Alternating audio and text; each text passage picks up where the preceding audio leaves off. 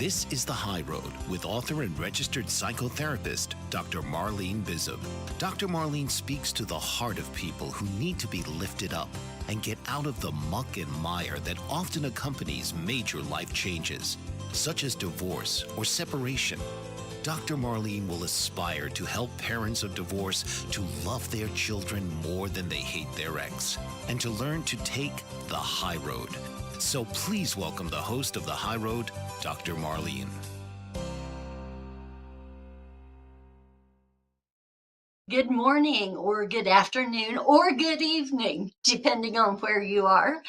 This is Dr. Marlene and George, and you're watching The High Road on the Dr. Marlene YouTube channel. I don't know why that's a mouthful for me, but anyway, welcome, George. Thank you for being here again. Great to be with you, Dr. Marlene. Always a pleasure. I'm going to jump right in. We are in the middle of covering the rules of co-parenting, of which there are many, but there's a few that are like really key rules. And so I just want to make sure people out there, co-parents out there, know what they are. And we also may give our opinions, or I'm speaking for myself, George, but I want you to feel this way as well. You can give your opinion or give a pro and con to some of the rules. And I should also preface this with saying the rules are not rules, they're rules of thumb, that we follow them, and they're pretty widely followed and they're expected, but they aren't written. Usually they're not in order. Sometimes they'll be in a parenting time order. Some of these definitely are, but some are not, or they aren't clear, like it isn't clarified. And so that's what we're here for, and that's what we're going to do today. And I love it whenever we cover this information because I think it's vital. In fact, I jokingly tell my PCDM, my parenting coordinator decision maker clients. So when I'm on their case as a PCDM, I jokingly tell them, but it's not that much of a joke, that by going over the rules of co-parenting with them, I'm working myself out of a job. But it really is true, because once they know the rules of co-parenting and follow them, it's one thing to know them, it's another thing to follow them and follow them consistently. But once they do that, they don't have near as much need for me. So maybe I shouldn't cover them with everyone, but I'm here to be of service, as I know you are too, George. So let's dig in. And I'm going to start with one that I hear about all the time. And it seems so minor and so insignificant, but I hear about it all the time. Phone calls between the children and the other parent. When the children are with one parent, they may have access to the other parent by phone. There's a couple of rules surrounding this, though. And the first, I'll take the first and then we'll cover the second. But the first is the children should have an expectation of privacy when they talk to the other parent on the phone. So the parent they're with should not be sitting right there listening, eavesdropping. In fact, one of the items says, even if the children, okay, it says, without the children having knowledge that it is occurring, saying it's not okay to listen in, even if they don't know you're doing it. That doesn't make it right. But we have parents who do that. I have parents who record the conversation. So I'm going to turn it over to you. I think you can tell how I feel about it, but what's your thought about phone calls with kids and the other parent? Well, I think that's one of the protocols that needs to be followed in order for parents to take the high road. And a lot of times, the clients that I would see would be very frustrated with something like phone call protocols, and they want to run off to court on a contempt citation. In my estimation, a parent coordinator decision maker is a much better remedy for those types of violations than trying to run off for a contempt citation, because the judge is typically not going to find somebody in contempt at least the first time for violating a phone protocol. Right, right. And like we talked about last week, they don't want you to show up for those kind of what they consider to be petty items. They're big to the parents, but they're not big to the court. Right, absolutely true. And a lot of times it's a recurrent problem. So it's not even realistic or practical to think that every time there's some sort of violation, there's going to be a contempt citation, because the court would be flooded with contempt citations, and they're really not contemptuous behavior in the eyes of the court. Right, right. And sometimes it's very innocent. Like I was on a call the other night to a 13-year-old, and stepmom walked in. And the little girl kind of freaked out, actually. She's like, get out, get out. And she was talking to me, not the other parent. But she's like, I'm on the phone, get out.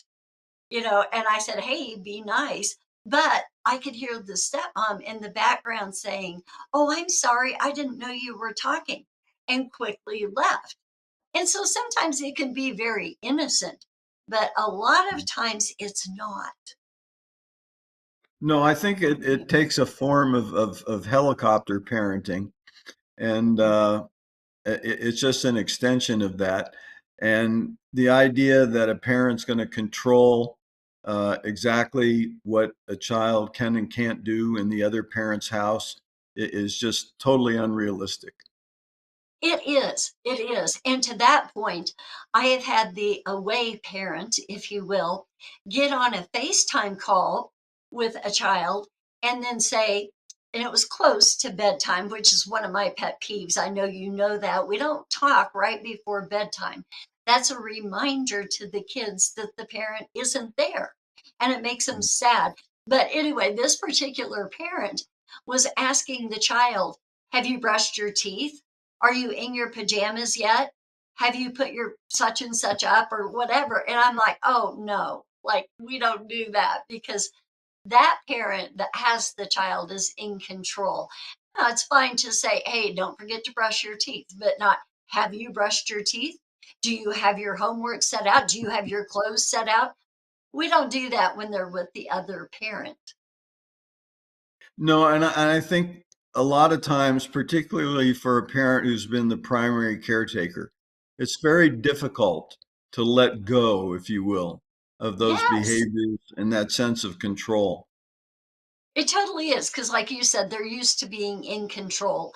They were the primary parent, and they aren't used to allowing someone else to parent. And I've had parents say to me, I am always my child's parent. Right. But at some point in their life, you're going to have to let go anyway. And sometimes it isn't any easier at 18 or whenever they move out than it is when they're 6 or 8, you know. So it's something parents have to learn. And it's simply respecting the other parent's household, because you don't have any control over what happens there. No, and I think really what it does is foster a sense of respect in the child for both parents. And so it's really desirable to observe these phone protocols and some of the other rules that are set forth in the co-parenting information, because otherwise you can end up with chaos. I mean, these parents can fight nonstop about the most minute things, and it just is not feasible to run off to court every time there's a disagreement like that. Right, right, exactly. So give the child or children privacy when they're talking to the other parent. And again, it still applies even if they don't know you're doing it. That doesn't make it right. Then the other side to that is, if you're the parent talking to them, keep it limited, keep it brief, you know, 5 to 15 minutes. But the phone time should not be excessive to the extent that it interferes with the parenting time of that parent. So if it's disruptive to what they're doing, like they're waiting to go to the store until you finish your call, or waiting for dinner, or whatever until you finish the call, don't hang on the phone. I've had kids be on the phone with the other parent for hours, and that's not the child's fault, that's the parent's fault. And shame on them. Keep it brief. Treat them the way you would want to be treated if they're in your household talking to the other parent. I think that that's true, and the phone call problem really can't be overstated. Mhm. It's really important to follow the rules and the protocols around phone contact, and I would extend that to texting and emails and all of those electronic means of communication. It's going to be hard, oftentimes, for one or both parents to let go, if you will, but Yes. they foster respect for the other parent by doing so in the child. And I think at a later time in life, sometime, the child will appreciate the parent who fostered respect for the other parent. Yes. That is so true. When they get to be adults, and they will grow up and look back on how you handled things. They'll appreciate if you gave them privacy, if all that stuff, respected the other parent. They'll respect you for you Mhm. respecting them and the other parent and their time with the other parent. And don't make them feel guilty for wanting to talk to the other parent. Now, again, a little time goes a long way. It doesn't need to be an hour or even a half hour, but by gosh, if the kids are excited to tell a parent something that happened at school that they've already told you about, let them have their excitement. And it might be a few extra minutes on the phone, but let them share with the other parent. I think that's true, and the parent's view, it would seem to me, needs to take into consideration the child's view. And a lot of Yes, times, parents are absorbed in their own feelings, their own sense of frustration, their fear over lack of control. Uh, but it really takes a toll, I think, ultimately on the children. it does. It does, because it makes them feel anxious and nervous. And especially if they know that you're in the other room, impatiently waiting, and you walk out and they're like, that doesn't help a child at all. That's destructive to a child. It causes anxiety. It causes guilt for no reason. But kids will feel guilty that they've hurt your feelings because they were enjoying talking to the other parent. Well, I'm sure you want them to feel excited about talking to you. And you don't want the other parent to treat them that way after they talk to you, because you want them to be excited to talk to you and share things with you. But some parents just carry it to an excess. And I think it's a control thing. I mean, I'm guessing you're going to agree with me on that, but it's just control. I think it's control and also fear. Uh, Yes. Parents become very afraid sometimes when the child is with the other parent of what is going on, what is that parent filling the child's head with, and so forth. And that's an unpleasant environment for the child. It makes them feel insecure, I would imagine. Yes. And it makes them feel in the middle. Mhm. Caught in the middle. They have a need to love both parents. And the greatest gift we can give our children is permission to love both parents.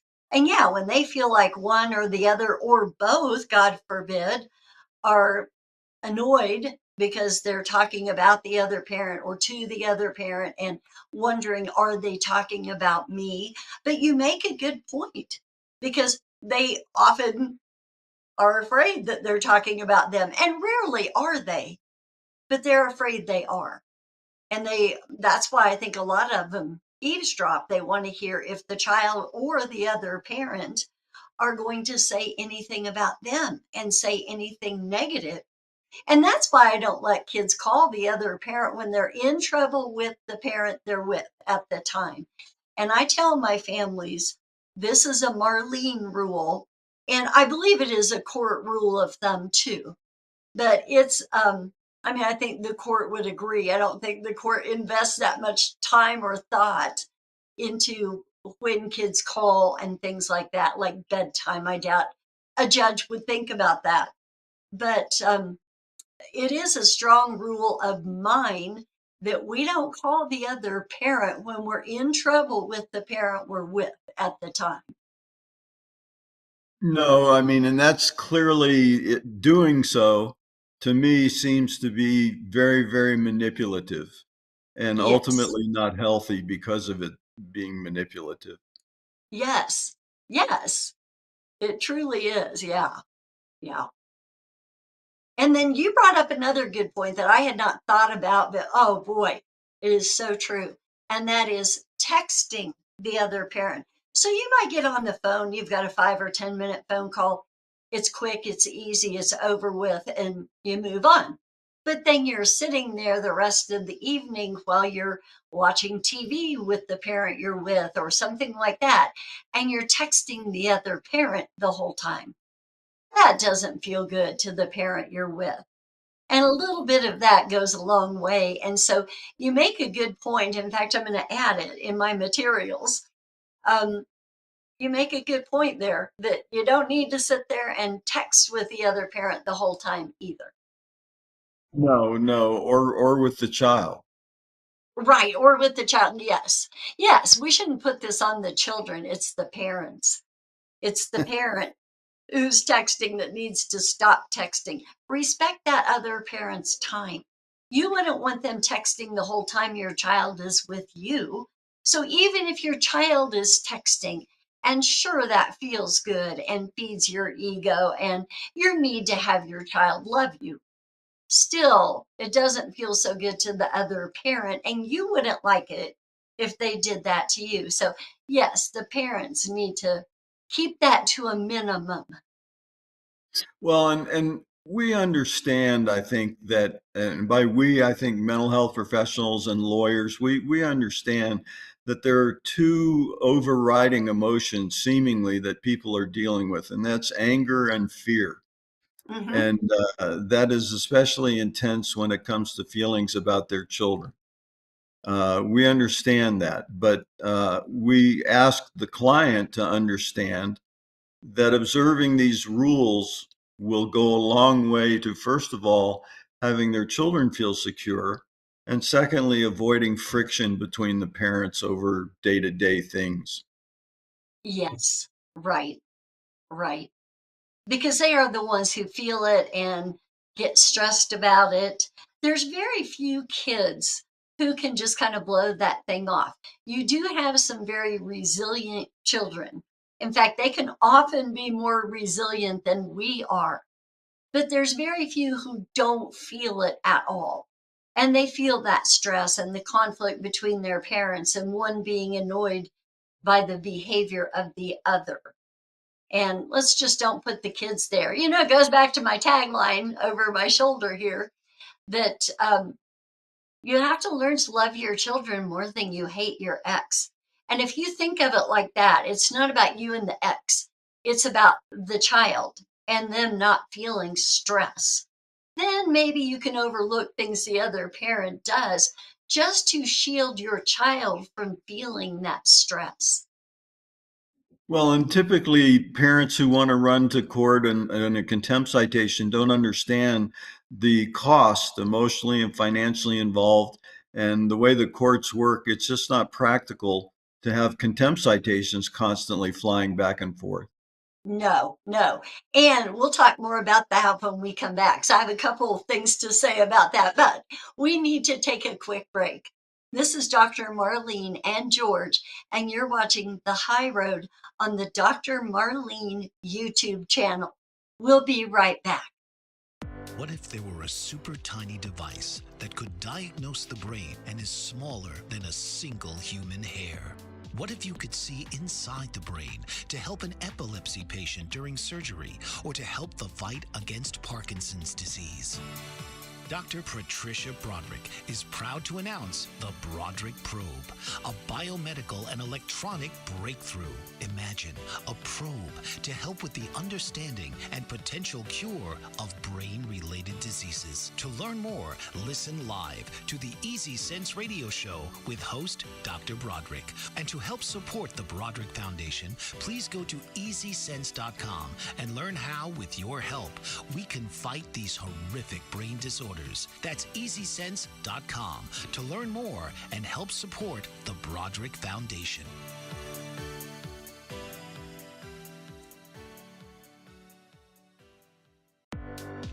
Author, radio show host, and coach John M. Hawkins reveals strategies to help gain perspective, build confidence, find clarity, achieve goals. John M. Hawkins' new book, Coached to Greatness: Unlock Your Full Potential with Limitless Growth, published by iUniverse. Hawkins reveals strategies to help readers accomplish more. He believes the book can coach them to greatness. Hawkins says that the best athletes get to the top of their sport with the help of coaches, mentors, and others. He shares guidance that helps readers reflect on what motivates them, rediscover and assess their core values, philosophies, and competencies, find settings that allow them to be the most productive, and track their progress towards accomplishing goals.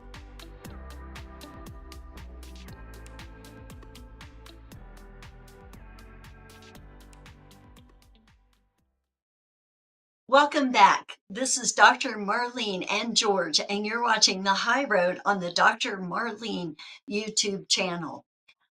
Before we went to break, George, you were making a point, and this is worth discussing again. I know we talked about this last week and even earlier today, but parents who want to file contempt so quickly because a parent didn't call at the right time, or they talked longer than the court order allows for, or anything. I mean, if it's major, of course, but if it's not, I mean, I'm going to let you as an attorney speak to this. You know, it's one of my pet peeves that people are just constantly going back to court.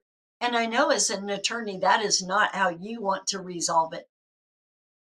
No, and I think many of the problems or issues that arise that generate contempt citations could be settled amicably and quickly and more efficiently and effectively by a parent coordinator decision maker. It takes an egregious violation of the court order or continuous violation of the court order really to rise to the level of contempt. And the things that Yes. cause frustration for parents, really, if they would, I think a large percentage of what generates contempt could be avoided if they would simply follow those co-parenting rules. Right, right. And there's an annoyance, and then there's a significant issue, or there is bad parenting, and then there is endangerment. But often what we're dealing with are the former of those two things, not the latter. You know, we're not talking about endangerment issues or things that are really egregious. They're just annoying. And when they happen repeatedly, you get annoyed, understandably, but the court does not have time, nor do they want to deal with all of that. And I will tell you, I've had a few people over the years say, well, do you as a PCDM really have the expertise to decide something here? Well, I have more out in the community exposure to you all than the judge does, who is just seeing you in the courtroom. And the other thing that I jokingly, but I mean it, tell parents I work with is I'll be kinder to you than the judge. Because judges don't handle it well, don't you agree? I mean, they're all different, but they often don't handle it well when you're in there on petty stuff. No, Would and you agree? judges particularly, I think their time, I do, and their time is constantly in demand for their dockets. And so a judge can get annoyed, I guess, with the parent if he or she determines that the parent really is acting out or really is engaging in contemptuous behavior. They're not happy. They're not No. pleasant people to deal with under those circumstances. And so they can often be frustrated, and they will hand out a brief jail term without thinking twice. Yes, yes. And people don't realize that, you know. And then the first time a judge gets grouchy with them, they're like, wow, he bit my head off, or she, really let me have it. And it's like, well, they're annoyed and they have a little protection that you don't have direct access to them except in the courtroom, and that's probably part of what prompts my kindness is I know you're sitting in my office and I don't want it to get tense. But I truly believe that I'm going to be more tolerant of that. And so if you want to go in a courtroom and have your head bit off, okay. But most parents don't want that. No, and oftentimes that's exactly what does happen. The judge becomes annoyed with the behavior of one or both parents and is grouchy to deal with because you're taking their time for something that really is most often, not always, but most often better handled outside the scope of a contempt citation or a motion to modify. The judges just don't have the time or the inclination to be caught up with phone protocol issues and things of that nature, and yet they're very real, and they're very contributory toward whether or not a parent is going to be able to prioritize loving their children over hating their ex. Yes, yes, for sure. And I've said for years, and I hope you being on the legal end of things don't take offense to this. But I actually think judges might be the wrong people to make all the decisions that are being made just because they aren't family experts, child experts, you know, um, mental health professionals. Um, and so that's where we do this. But, my 30,000-foot view is maybe we need to rethink where we handle family court or have a dedicated family court where judges can get to know those things. Because there are some judges who are extraordinarily well versed and well informed about mental health issues and children's needs and things like that. Yeah, and I think some judges are happier with domestic cases on their dockets, and some judges are less happy Oh, with yeah. domestic cases on their dockets. And Yes. and people need to understand that we get judges who get a domestic docket, and they're not happy about it. And so Right. everything that brings to their attention an annoyance, the judge is not going to be happy or having a good day. So. Right. Right. Exactly. Exactly. Well, let's move on to the next one. And this is a tough one, but it's right in the handouts from the level 2 co-parenting class that I teach for our courts. I did not pick the curriculum. I was not part of that committee. Um, but I agree with this. And I think it was included with good intent and that it's necessary. And that is co-parents are expected to be able to say positive things about the other parent to the children or in front of the children. Now, you and I know how hard that is, especially right after the divorce. It is hard if you feel angry, resentful, maybe betrayed by that other parent. It is hard to muster something positive coming out of your mouth, but ideally, this is what we want parents to do. And before I turn it over to you, George, my one thing about that is it needs to sound sincere. If you're a parent who's going to say something, but your tone of voice, your facial expression, or just things that you've said to the contrary recently are not consistent with what you're saying, it's not going to be believable to the children. But if you can say sincerely something positive about the other parent to the child, that's powerful. That can be powerful. What's your thought on that?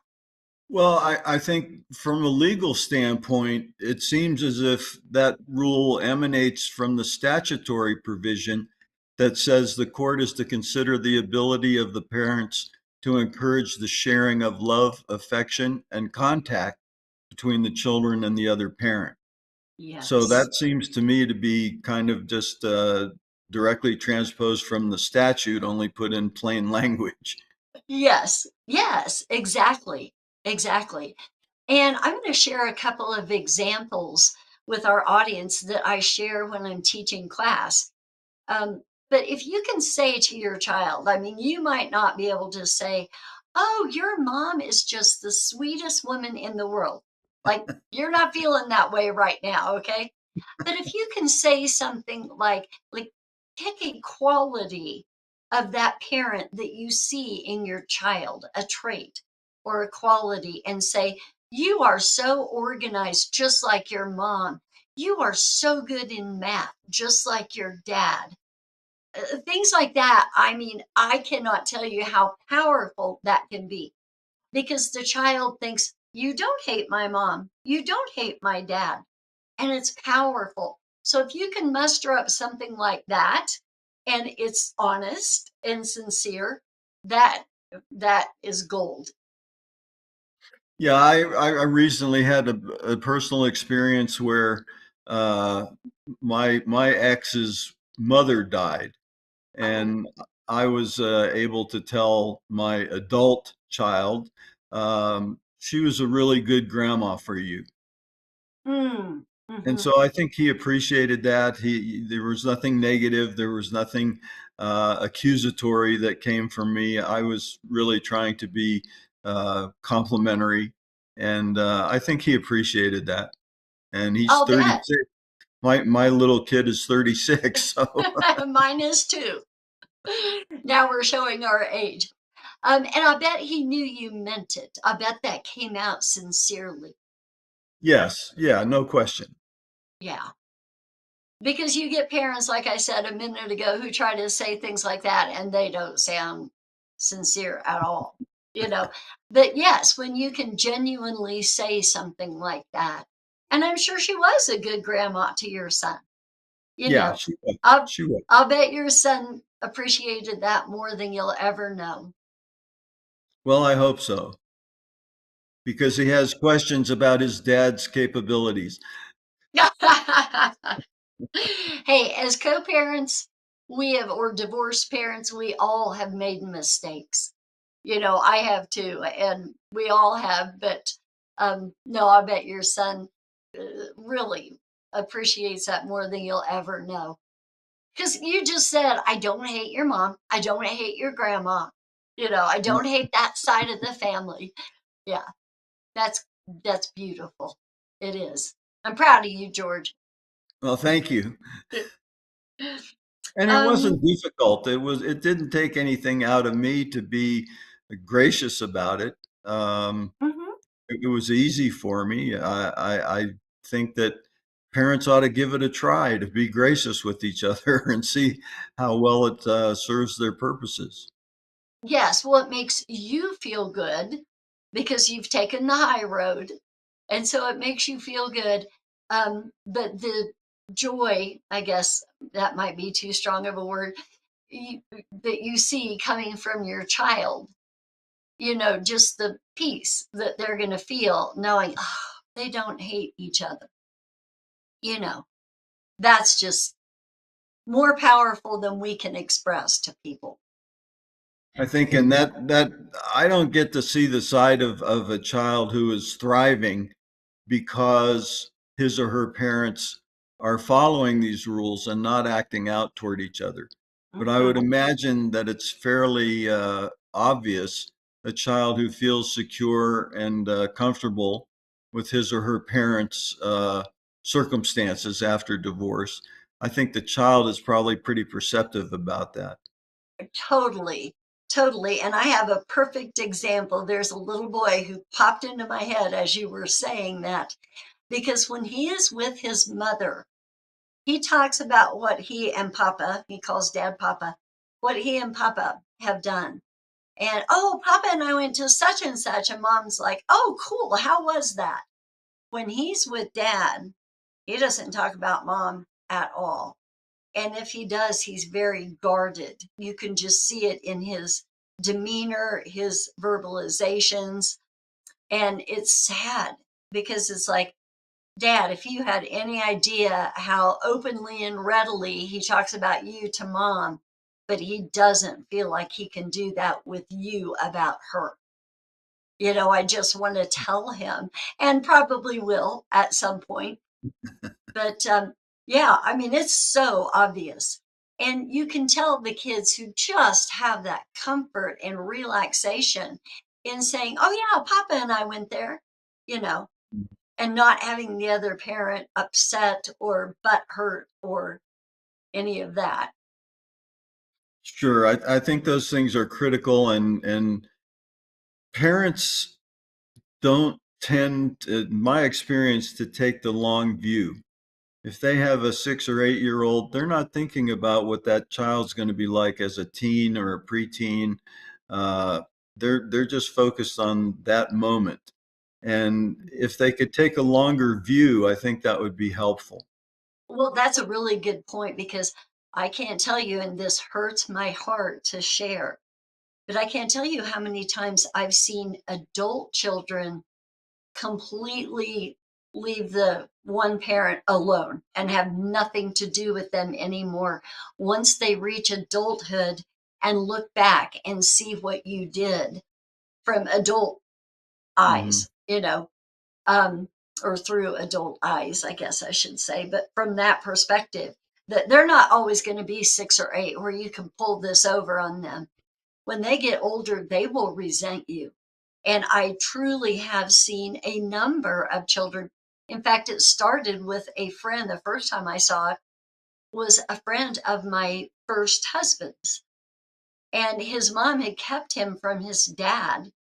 And then when he became an adult, he found his dad and they actually went into business together, a glass business that they shared together. And that guy had nothing to do with his mother anymore. He looked back on what she did, could see it from that adult perspective, and said to her, how dare you? You kept me away from my dad all these years. And they became so close that they went into business together. Now, you have to know that kid felt, well, he's not a kid, that as he became an adult, felt robbed of years of having his dad in his life and during the formative years. And so, it's going to come back to bite you if you're doing that kind of stuff because, as you said, George, they will grow up. Well, in my own personal experience, I had one parent essentially keep me from the other parent from the time I was 7. And when I was 18, what did I do but go seek out that other parent and Yes. reconnect? And I'll never understand what the motivation was in being kept from that one parent all my childhood. I think that was wrong, full. Mhm. um, but and I have resentment over that at this age. I still have resentment over the fact that one parent behaved that way. So Yes. it's a long lasting impact that these parental behaviors have on children. Yes. And thank you for sharing that. That is such a powerful testimony that you lived it. And like you said, the first thing you did at 18 is seek out your mom, you know. And so, yeah, yeah. And like I said, George, thank you for sharing that. I know that has to be hard, but it's a good example of how this stuff stays with us. It doesn't leave. Oh, it absolutely does. And it's a cry for parents to be more long sighted. Yes, yes. Good stuff. Well, it's time to take another break. This is Dr. Marlene and George, and you're watching The High Road on the Dr. Marlene YouTube channel. We'll be right back. Did you know that your beliefs create your entire reality, but it's the subconscious beliefs that do most of the creating? Belief shifter and life coach Shiraz can help you identify those limiting beliefs and eliminate them, often in a single session. Like it was almost instant, like I had relief right away. Creating better health, relationships, careers, and finances. Let Shiraz help you step out of safety and into awareness. Definitely something's happening. It's like a flow inside. You know, it feels good. Whether in person or online, Shiraz provides personal coaching, belief shifting. Visit Shiraz at energeticmagic.com or call 416-529-7429. Energetic Magic. Find your greater happiness. Be well. Be aware. Be magical.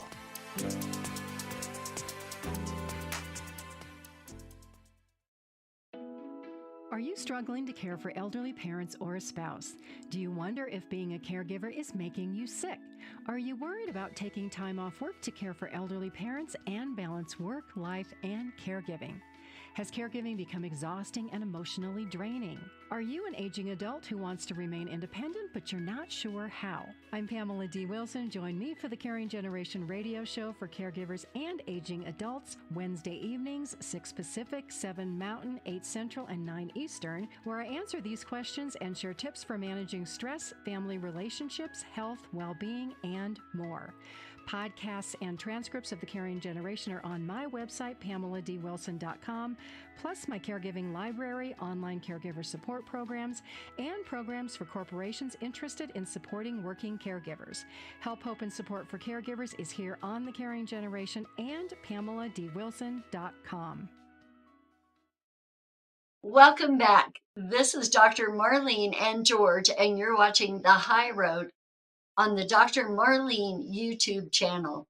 Before we went to break, and I asked George's permission to bring this up again, but we were talking about, George, your experience with your dad keeping you from your mom. And I first want to clarify, because this is a message out there to parents too. It's more your stepmom than your dad, but he allowed it. So they're both culpable. Yeah, I think he went along with it or it wouldn't have happened. But as a child, I guess I was curious why I didn't hear from my mom and birthdays and Christmas and so forth, but there was zero communication at all. As I got to be into my mid-teen years, it occurred to me that something was off base there, that I never saw or heard from my mom. I was warehoused in military schools a lot of my childhood. And I think that contributed to cutting off my availability to my mom. But as I got over being hurt or in the sense of saddened by it, I was just determined to fix it when I got to be an older teen. And so that's exactly what I did. When I turned 18, I went and saw my mom, and really, and I think she could have done more to remedy the situation, but she really lived out of state and didn't have the ability to take the case to court and those kinds of things. And maybe people didn't do that in my parents' generation. I don't know, but um, it was an interesting thing because I did reconnect with my mom, but I don't think I ever had the closeness to her that I would have had as a mother and son if I had had the opportunity to see her and be in consistent communication with her as I grew up. So there's a piece missing there that will always be missing there, and it's kind of too bad. And so I wish that parents would take a longer view of the effect that their behaviors are going to have on their children as adults. Yes, yes. And if you don't mind my asking, at about what age did you realize what was going on? I think you said kind of your teen years that you realized what was happening? I was probably around 15. Okay. I'm a slow learner. No, I think that's just about the age that most kids figure it out. Because I always say by adulthood. Well, it usually is by adulthood, but it's not they're not usually all the way into adulthood when they realize, once they're old enough to just perceive how the world works and how people act and behave. And that was what caused you at 18 to seek her out then, right? Yes, absolutely. And this lady was a stranger to me, essentially. Mm, mhm, mhm. And I think you said this earlier, but did you ever get over the resentment? I mean, for that, your dad contributed a lot of other positive things to your life, but like that resentment lingers to present time, correct? It does, and in retrospect and through the eyes of an adult, I mean that was wrong. That was immoral Mhm. behavior on my dad's part. It shouldn't have happened.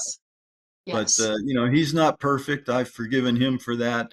Uh, yes. but uh, there's a piece missing in my life that will never be replaced there because of that absence of one parent from my formative years. Hmm. Hmm. Well, and someone the other day that I was talking to, I have forgotten who, I mean, it was an attorney, but I have forgotten why we were talking about this. But we were talking about moms and stepmoms, women, and I can say this because I'm a woman, being the worst at being resentful of one another.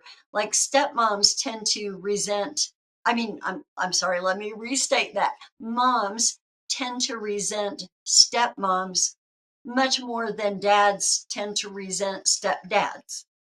And the same with the stepmom, they feel, especially if they are not going to have children with this person, but he has had children with his previous wife, they are often resentful of that. Like, you have something with him, meaning the children, that I will never have with him. It just seems like women feel those things. And, I'm probably going to get a bunch of hate mail, but like I said, I'm a woman, I can say it, but I see it in my clients. And after 29 years, I have seen a consistent pattern of women being more jealous or resentful or whatever you want to call it of either the stepmom or the mom. Yeah, I think the clients that I saw were equal opportunity uh, resenters of the other step parent. They really feel that that person is invading their parent-child relationship, Hmm. and it's pretty tough. There's an art to being a good step parent, Hmm. and they should get plenty of reinforcement and commendation for it. Yes, yes. Well, and it can even be little things like at my son's college graduation, my husband pulled my son's dad, my ex-husband, up to where we were standing, and let him stand where he could see our son as easily as we could. Little things like that that show you matter. You're really first here before me. But there's an art to step parents being that way too. A lot of them cannot do it. No, no, and I can kind of understand that. It's a difficult role. Hmm. It really is because you're trying to be sort of an authority figure with a child and yet be their friend and tell them you're not replacing their mom or dad. Um, it's a tough role. It is. It is. And I've shared this before, but I'm going to share it again.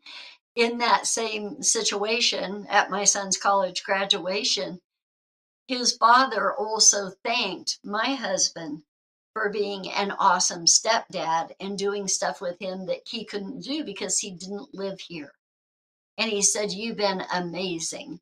And if I weren't on camera, I'd be crying right now telling this, because it's really very touching and emotional for me to see them appreciate each other. But they both know the other had a vital role in our son's life. And he's an amazing adult, and it's due to both of them. And I probably had a little something to do with it too. Uh, I was going to say that they cheated. They had you to draw on as a resource and to teach them how to behave. Well, they were just lucky I do the work I do, so I knew how to behave. Absolutely. So that's cheating a little bit to have a Yeah, mental health professional on board like that permanently. right. And one who works in the family court system. Absolutely. Yeah, yeah.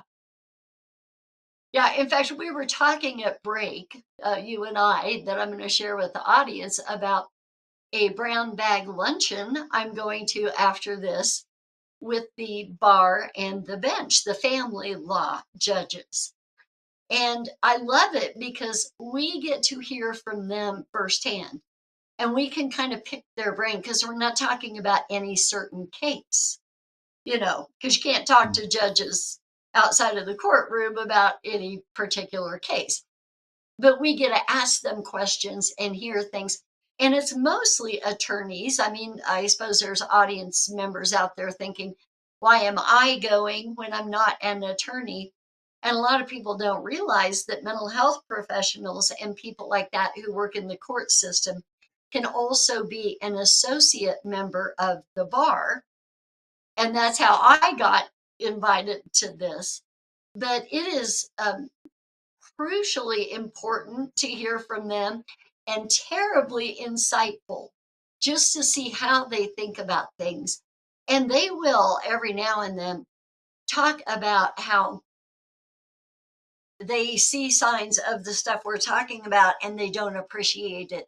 You will really, and that's why I brought that up, is you will really hear judges say, I see the effects of parents who badmouth the other and I'm not going to tolerate it. And so, it kind of goes all the way around in the court system. Yes, when I was a young and foolish attorney, I'm not young anymore. I said to a judge, well, children grow up in spite of their parents. And this judge came unglued and said, yes, and how they grow up. I see them in here on criminal cases. So Right. to have parental reinforcement and good relationships and have a child grow up feeling secure is really invaluable in a person's life. It is. It is. And with that, we're going to leave it right there. But thank you, George. And this is Dr. Marlene and George, and you've been watching The High Road on the Dr. Marlene YouTube channel. We'll see you next week. Tune in to The High Road with host Dr. Marlene and gain insight into how to rise above tough circumstances and learn the skills that will help you take the high road in your life, no matter what challenges might come your way, on the next episode of The High Road.